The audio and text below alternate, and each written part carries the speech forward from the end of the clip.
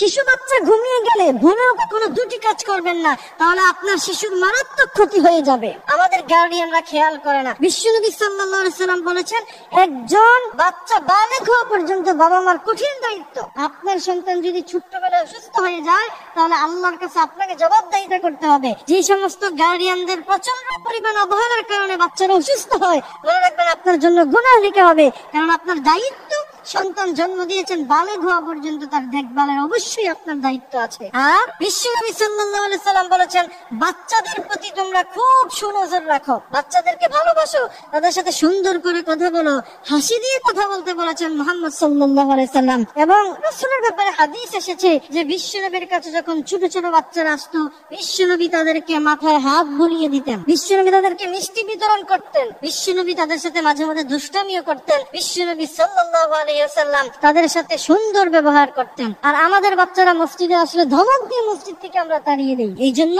বিশেষজ্ঞরা বলছে, বাচ্চা যখন ঘুমায়, ওই ঘুমের সময় যদি আপনি দুইটি মারাত্মক ভুল করেন, কোরআন হাদিসে বলছে, তাহলে আপনার বাচ্চা অসুস্থ হয়ে যেতে পারে, তার ব্রেনে সমস্যা হতে পারে। সেটা হচ্ছে, অনেক গার্ডিয়ানরা মনে করে অসময়ে ঘুমিয়ে যায় বাচ্চারা, তখন মনে করে যে রাতের বেলা সে ঘুমাবে না, এই কারণে তাকে ঘুম থেকে জাগ্রত করে দেয়। না, তার যখন নরমালি ঘুম আসবে তখন আপনি তাকে ঘুমাতে দেন। যদি তার প্রচন্ড ঘুমের সময় তাকে এই ভেবে উঠিয়ে দেন যে রাতের বেলা সে ঘুমাবে না, তাহলে তার ব্রেনে আঘাত খায়, তার ব্রেন ঠিক মতো সঞ্চালন হয় না, তার ব্রেন ঠিক মতো কাজ করে না। এই জন্য আস্তে আস্তে সে অসুস্থ হয়ে যেতে পারে, তার ব্রেন দুর্বল হয়ে যেতে পারে। এই জন্য সে যখনই ঘুমাতে চায় তাকে ঘুমাতে দিন। ঘুম থেকে রাগারাগি করে তাকে ওঠানোর কোনো প্রয়োজন নাই। এই ভুলটা আমরা কখনো করব না।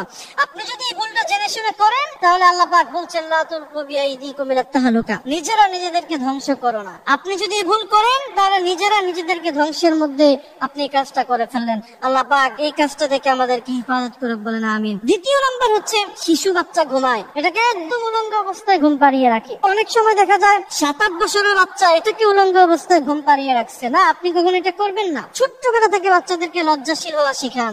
বিশ্বনবী সাল্লাল্লাহু আলাইহি সাল্লাম জীবনে কোনোদিন কখনো তিনি লুঙ্গি ছাড়া হন নাই, একবার উলঙ্গ হন নাই। একবার শুধুমাত্র বিশ্বনবীর চাচা যখন মক্কায় ঈদ টানছিল ছোট ছোট বাচ্চারা, তখন বিশ্বনবী টানছিলেন, বলছেন, ভাতিজা লুঙ্গিটা খোলো, কাঁধের মধ্যে দাও, তারপরে তার উপরে তুমি ঈদ অথবা পাথর নাও। বিশ্বনবীকে এই কথা বলার পরে লুঙ্গি টান মেরেছিলেন, বিশ্বনবী মুহূর্তের মধ্যেই অজ্ঞান হয়ে পড়ে গিয়েছিলেন, এত লজ্জা ছিল তিনার। সুতরাং বাচ্চাকে একদম উলঙ্গ অবস্থায় কখনো আপনি ঘুমাতে দিবেন না, তাহলে আপনার বাচ্চা অসুস্থ হয়ে যেতে পারে, আপনার বাচ্চা লজ্জা নষ্ট হয়ে যেতে পারে। এবং বিশ্বনবী বলছেন, ইদা লাম তাস্তাহি ফাসনা মা শি'তা, যার লজ্জা নাই সে পৃথিবীর সব কাজ করতে পারে, যা ইচ্ছা তা করতে পারে, আর যার লজ্জা আছে সে পৃথিবীর সব কাজ করতে পারে না। অমুসলিম ওর ব্যক্তির যদি লজ্জা থাকে, দেখবেন সে খুব সুন্দর ভাবে, সাবলীল ভাবে, যে সমস্ত অমুসলিম মেয়েরা, অনেক অমুসলিম মেয়েরা আছে, বোরকা পরা পছন্দ করে, হিজাব পরা পছন্দ করে, মুসলিমদের সংস্কৃতি পছন্দ করে, কারণ তার ভিতরে লজ্জা আছে। আর অনেক মুসলিম মেয়েদেরকে আমি দেখেছি লজ্জা নাই, হায়া নাই, শরম নাই, রাস্তা ঘাটে ছেলেদের মতো করে আচরণ করে, আছে না?